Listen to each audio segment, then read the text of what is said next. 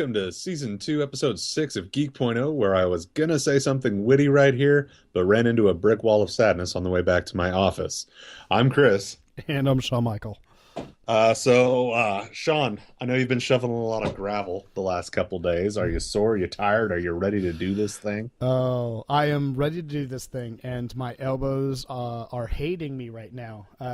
We had 4,100 pounds of rock. I know this because I called the company to find out if they bought back extra because we got too much. So I have approximately 1,200 pounds of rock sitting still on my driveway. Oh my. But I did put a lot of it to good use in our garden, redoing the landscaping. So, Well, heck, I may buy some of it up from you for 37 cents on the dollar or something along those lines. I don't know. We'll figure it out. I could always probably use some gravel, but then I got to get it home. So, yes, yeah, heavy I river have to rock. shovel it twice. I don't want to do that. So today, guys, we've got three main topics we're going to talk about today. We're going to talk about the awesome, surely at this point, final bit of Civil War footage we're going to see before the movie comes out next week. It's so good. We're going to talk about how retailers may have purposely,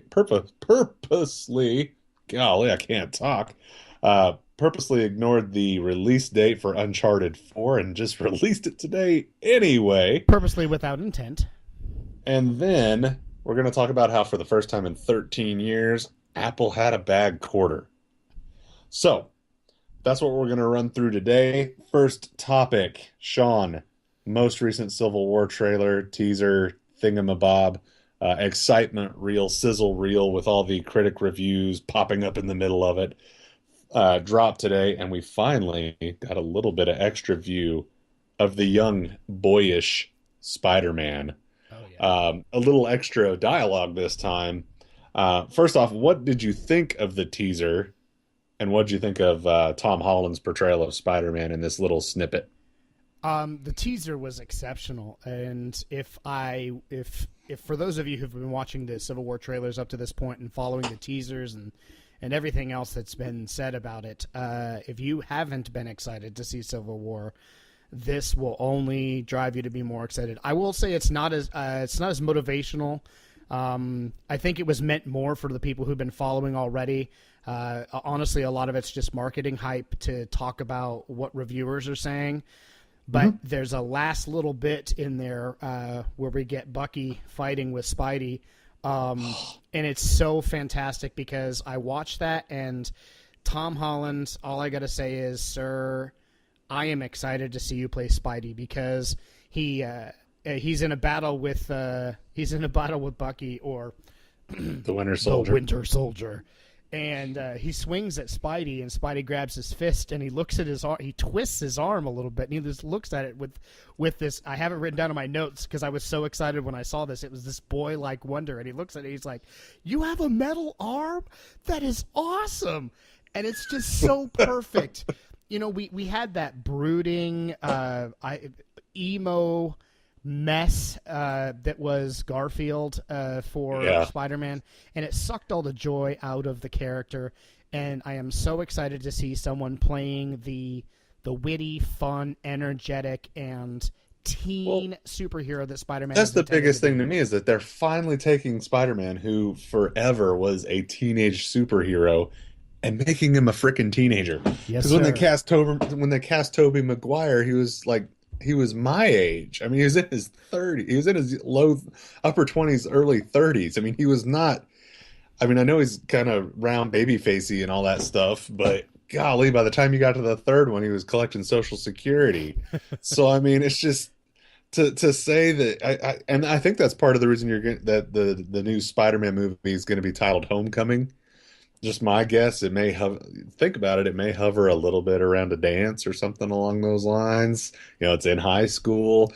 It'd be really cool to see them actually put interaction with him in high school outside of like, oh, hey, Flash Thompson, I can beat you up now. Ma. I mean, I think it's great. And I love that.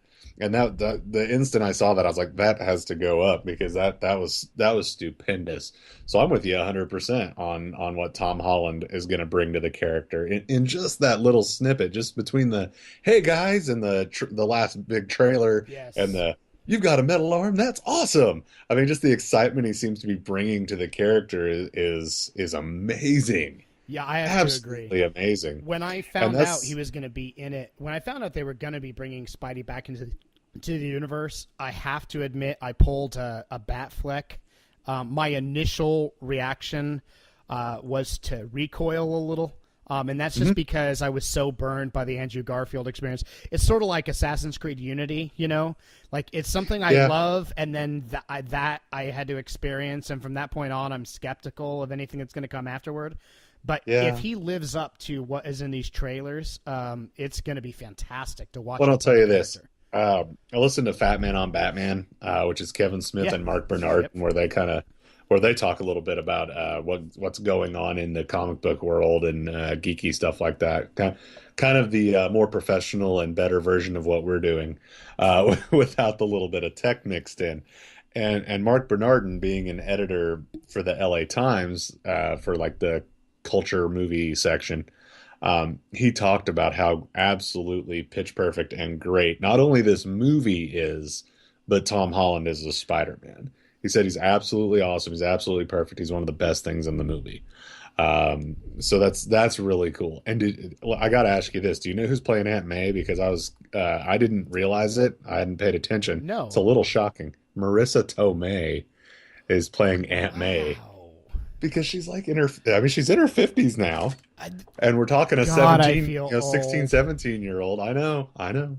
Everybody loves Marissa Tomei. My cousin Vinny is Oh, amazing. I had the hugest crush on her. I cannot believe she was 50. She's 51. Yeah, Wow. yeah.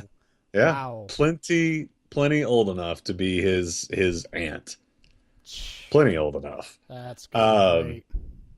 yeah, I mean, honestly, she's plenty old enough to be his grandmother, if you think about it. I mean, 24 times 2 is 48. So, I mean, anyway.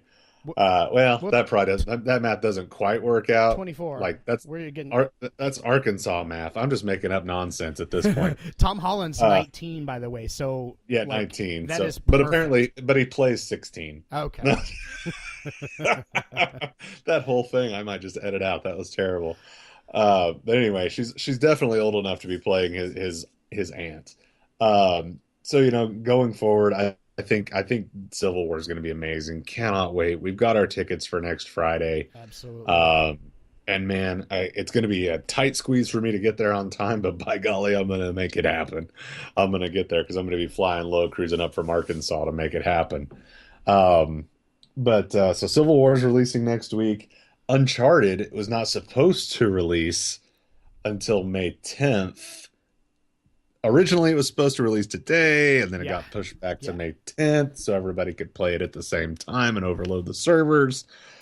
Um, but apparently, some people didn't quite get the memo Yeah. that it wasn't supposed to release until May 10th. And we're not talking like little regional mom and pop chains, oopsie No. doodles forgot. We're We're talking talking, the Best Buy of Europe and Amazon. we're So, talking Amazon Germany, Amazon US. and We're, CEX, which is a major yeah, electronics retailer in Europe. Um, and in their defense, we probably won't see any repercussions regarding this at all. What happened was the original street date was, in fact, today, and that was a well-established release date for a long time. And a lot of yeah. people were very excited about that. And then Naughty Dog decided to unify the release experience between Europe and the United States. They pushed it back to May 10th. Unfortunately, there's a lot of stock out there that had already been shipped out to retailers and to distributors. And at that Probably point, with a big O label on the side that says "Do not open until until April 26th, 4/26." yes. Yeah, So probably somebody in the distro centers, saw that and yeah, they started putting stuff out or letting it go. Neil Druckmann from Naughty Dog,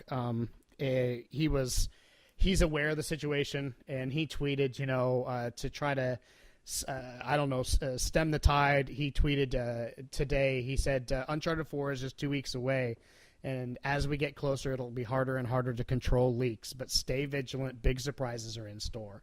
So they're aware of the problem. There's not a whole lot they can do about it. They understand that that's a logistical issue that happens when you push a date like that.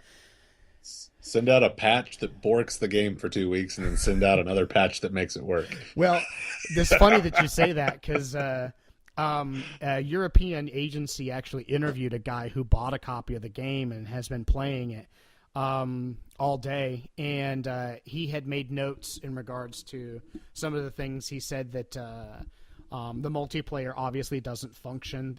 The options grayed out because there's no connection to the Sony servers for it. But he's played through a lot of the actual gameplay on it, and he says it looks amazing. He said one thing that I'm not going to put any stock in, but it kind of, for a split second, had me go, "Aw." And that's that he said that he noticed in a few of the heavy action sequences, he thought it seemed like a frame dropped or two. But from everything that's been said from every media agency that's engaged with this game so far, they've said it's absolutely phenomenal. So I'm going to hold that judgment of consistency until I actually play it for myself. Either way, I am going to do everything on my power, just like I would with Game of Thrones or anything else, to like filter out anything Uncharted related until the release date, because I want to enjoy this for myself. Absolutely. I mean, it stinks that it happened. It does. Especially for those of us that want to try to stay spoiler free, but still run a website catered to the geek and video game community. And breaking news and yeah. And break news and things along those lines. So it's going to be really tough for you and I to steer clear of this information. But on the frame rate thing, it could happen. I mean, Uncharted has been characteristically over the previous three games one of the games that pushed the PlayStation's horsepower Yes. to its limits. They try to make it the prettiest game on the system. They pretty much always succeed. Well, did you watch the trailer that launched today? Oh yeah, I watched the Yeah. trailer for today, and it was amazing. It looked great. And I know that they've been being specific to use gameplay footage in all the trailers because it's the gaming industry is notorious for making trailers that look really, really, really, really, really, really, really good. And then that scene is nowhere in the game and doesn't exist, and you never get to play it. So I'm actually, it makes me happy that Sony Interactive and or Sony Entertainment or Sony Online Entertainment or whatever they're calling themselves these days, and Naughty Dog have stayed true to using gameplay footage like they have with Uncharted 3 and Uncharted 2 and the original Uncharted. And I'll be honest with you, I'm glad the game is still pushed back to May 10th because I'm still playing through the remastered collection, trying to get through 1, 2, and 3 uh, to get caught back up because it's been a while. And I hadn't been able to take my PlayStation on the road because my wife had been using it as a Blu-ray player. Gotcha. So, but with that though, I mean, I will say I've tried using the remote play on PlayStation, and I know this is kind of diving off into another topic. Um, and if I have a strong Wi-Fi connection, the remote play actually works pretty darn well. And my laptop boosts to 2.6 gigahertz, so it just has enough power to run the PlayStation streaming, the remote play, because it's really more of a 1.9 gigahertz processor, so it's a little weak to keep up with it. It starts to heat up a little bit, but as long as I have a strong Wi-Fi connection, I was able to play Arkham Knight for a little bit the other night before my laptop got a little too hot and decided it wanted to not keep up with it. Um, so hopefully maybe Uncharted, I'll be able to try to give a whirl in a couple of hotels while I'm on the road with remote play. It's been pretty nice to just plug my PlayStation controller into my laptop and And, use the remote play. yeah. Well, I'm excited for it. Um, I'm excited. So May 10th, everybody, yeah. get your cards ready if you haven't reserved it already. It's probably one of the most anticipated titles since the launch of the system. Oh yeah. So it's gonna be selling out quickly everywhere it goes. So looking forward to it. Absolutely. Well, and obviously, Sean and I have different perspectives on pre-orders. He always pre-orders. I very rarely pre-order, but I usually do end up getting the game within the first week or two, just because I like to have the bugs worked out a little bit, and I don't like to have that gamer experience where you just like the skin falls off of characters in Assassin's Creed and things along We those need a couple lines. more people for a roundtable one time so we can have a Reservoir Dogs tipping moment on the pre-order Oh, situation because I'm parody video time. yes. Everybody rent a tuck. Everybody rent a So suit. I'm a staunch pre-order addict, is the best way for me to phrase it. I Well, and that's how you end up with all the cool stuff you have on the shelves Indeed, yes, in and your it allows house. me to pay for it over time in some instances for some things, Right. Understand. depending on where I pre-order from. And Chris firmly does not believe in the pre-order concept, and so it's one of those great instances where we can have a good back and forth. And I think it would be hilarious to have a Absolutely. Reservoir Dog style like tipping scene regarding pre-orders. So we should do this sometime. Right. Well, because my little bit on it is that it ends up letting developers put out games that aren't done because that it just keeps happening over and over and over and over. So we'll move off of it, and because I know pre-orders help pay for the development of the game and blah blah blah blah. So I get all that, but we'll move on from that. Um, but no good transition here. We're going to talk about Apple. We're going to talk about how for the first time in 13 years. Apple did not have a profitable quarter. Yeah. Uh, oh, excuse me. So Oh, I apologize. no Excuse problem. me. Yeah, so for the first time in 13 years, Apple has not have had a profitable quarter. I think we can all probably kind of point to what caused that, and we'll talk about that here in just a second. But so iPhone sales slump leads to Apple's worst quarter in 13 years. They had been setting records with growth just constantly, just year over year over year over year since 2003.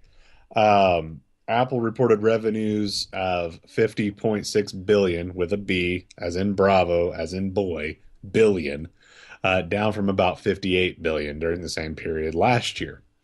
Um, Personally, I think it's pretty easy to point the finger at the iPhone SE. I mean, I know that's not the full cause of it, Yeah. but they were probably anticipating that thing doing some more business than it did. And I also think the fact that what we kind of keep hearing out of Apple, and you can correct me if you think I'm wrong, that's absolutely fine.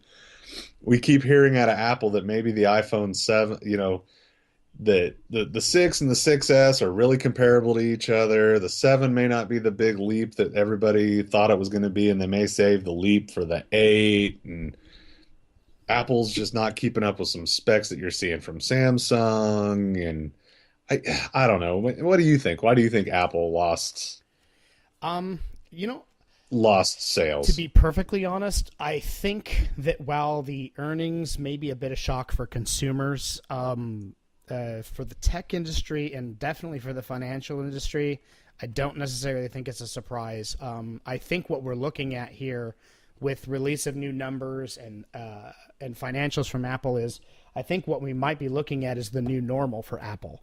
So Hmm. Apple has risen, and as you've mentioned, like literally they have astronomically grown and grown and grown Here's how big they've grown. meteorically.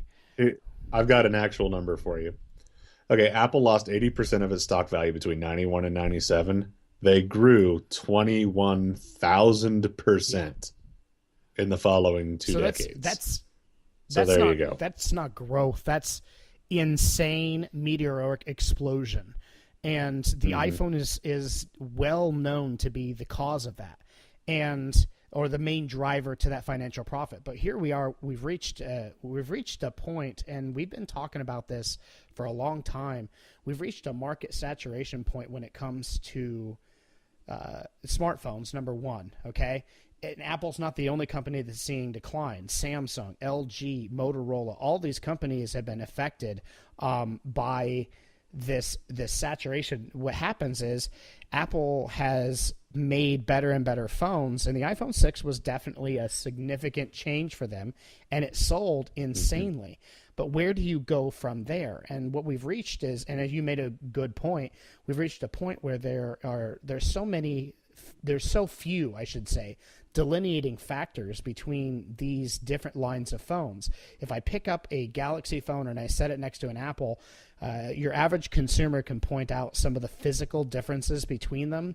And operationally, functionality-wise, they can point out, that they look different as far as, how features are or where icons are, things like that.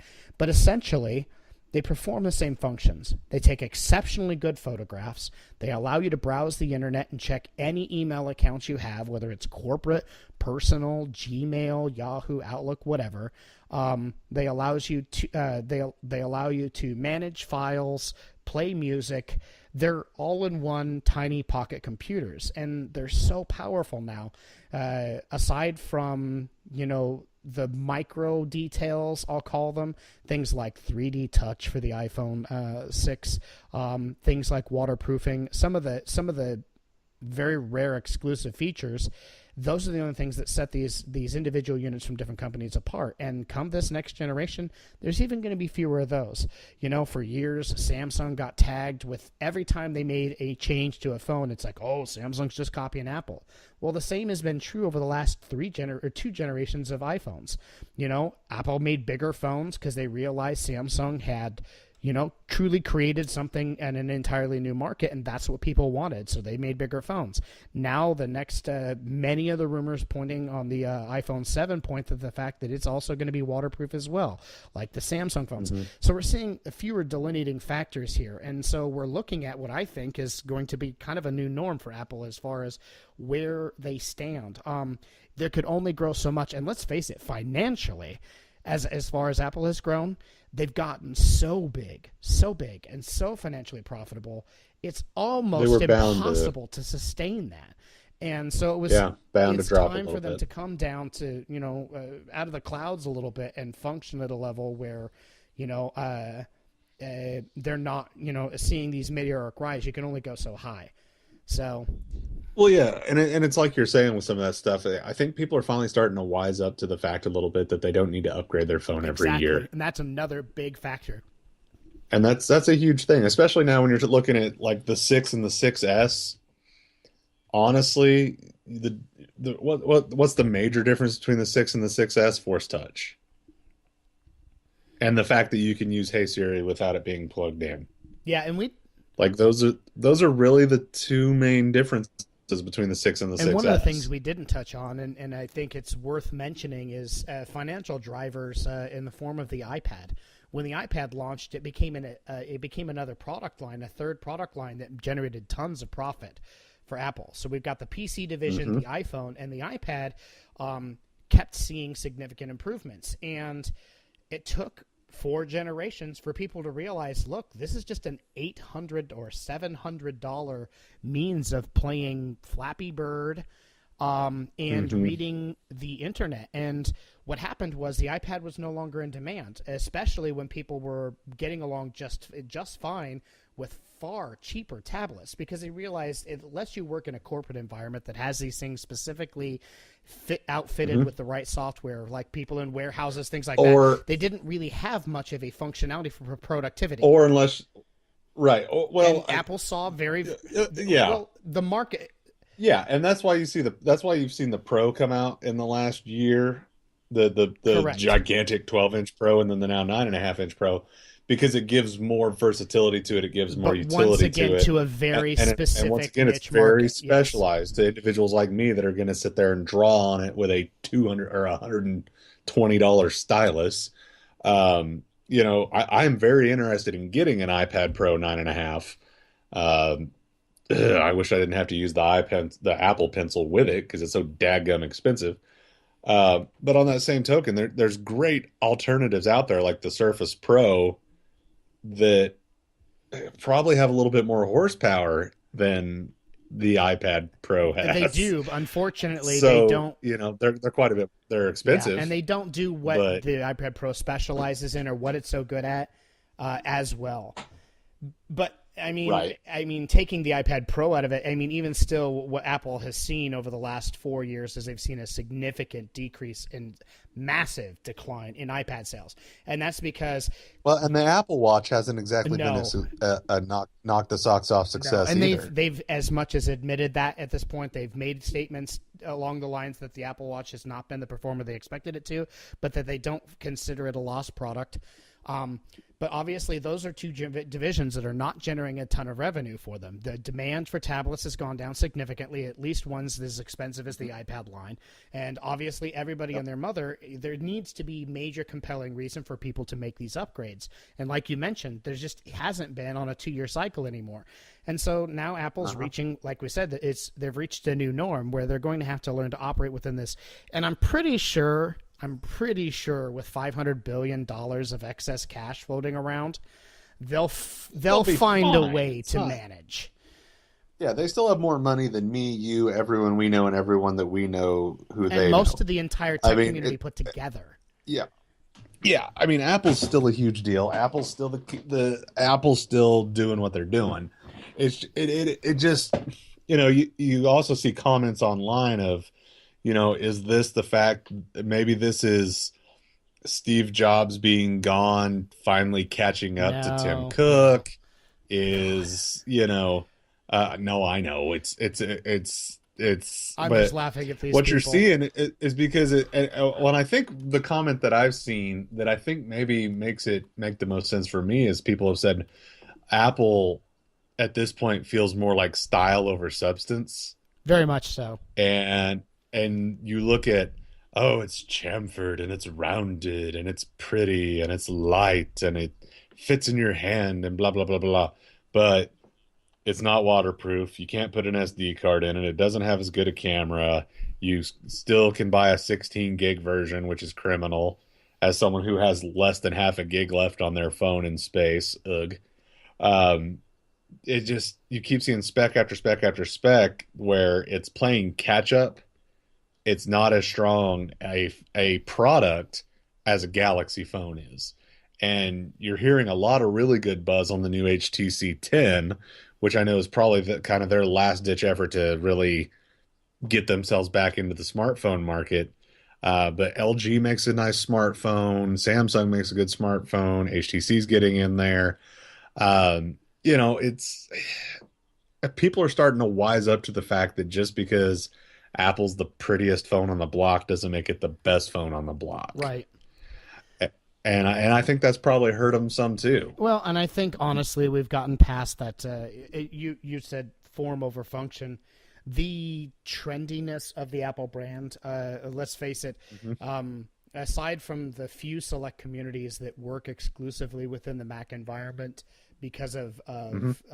the performance of those systems in those environments, obviously video editing and graphic professionals who have a keen preference for that hardware. The trendiness of the Apple brand has been what's driven its sales. Yep. Tim Cook is continuing a legacy that Steve Jobs created of an absolutely amazing marketing behemoth, which is what Apple's true specialty has been. Taking products that have already existed, making them better than anyone else did before them, okay? Even though those products were already out on the market, making the best version of them ever, and then releasing them with a massive marketing campaign to work up the masses. And I think you did mention the SE. I think the SE was not necessarily a contributor, but I think it was a sign of the times for Apple, because when it launched, there's not a line anywhere at any store for Apple to pick up this phone because there wasn't a demand for Yeah. it. And I think Apple knew it was going to be a loss leader. I think Apple was releasing the SE for a very limited market, but as long as Apple's been doing this, I can't think that anybody here doesn't think that Apple saw the handwriting on the wall. They were not expecting to weren't not expecting to see those results financially. But when you consider, I saw an article this week that shows that in 2015, Apple raked in 40% of all the profits in the tech community in Silicon Valley. Hmm. You got to realize that while this is a big news story because it is a first time in 13 years for them, it's certainly not hitting Apple hard on the pocketbook. So Right. Yeah, I mean, absolutely. Apple's still the top of the top of the roost in the smartphones. I mean, I mean, yeah, Android has more phones out there, but as far as high-end phones go, Apple's still kind of the king of the in a roost. related though story, and not to harp on the Apple issue, because No, that's fine. what I really think will be interesting is to see how Apple handles the next couple years. And what I mean by that is if Hmm. does become the start of a new norm for Apple, we start to see them settling into a certain range of sales and financials that's lower than what they've been seeing, not seeing these meteoric rises. Apple has been at the top of the heap, releasing the most in-demand products and making disgusting amounts of cash in the process. And it's Hmm. easy to talk about your brand. It's easy to be altruistic and smile and wave at everyone. And Tim Cook is the perfect brand I know where you're ambassador. going with this. Tim Cook is the perfect brand ambassador when you're on top of the pile. But when you're not on top of the pile anymore, and you're not the all-knowing God of all technology, profit and performance-wise, it'll be great to see how Apple handles this stride now. If there's a change in culture within the company, I think that it does signal kind of a sign of a change within, or I should say, in performance. And I'm curious to see where Apple goes with it now that they see this kind of change. You know what I mean? Developing. Well, let me ask you this. I mean, do you think in any way, shape, or form the fact that phone carriers have gone to a lease per month plan as opposed to give us $200 and then it's subsidized for 2 years, do you think that has hurt sales of smartphones? Because I know for me, it was a lot. I would have rather walked into Verizon and given them $200 for my wife's Galaxy S6 instead of the 25 to 20 whatever I'm paying 24, 25 a month on top of the phone bill. I think on that end, I don't necessarily think it hurt smartphone sales, and I'll tell you why. Because I see where you're going with that.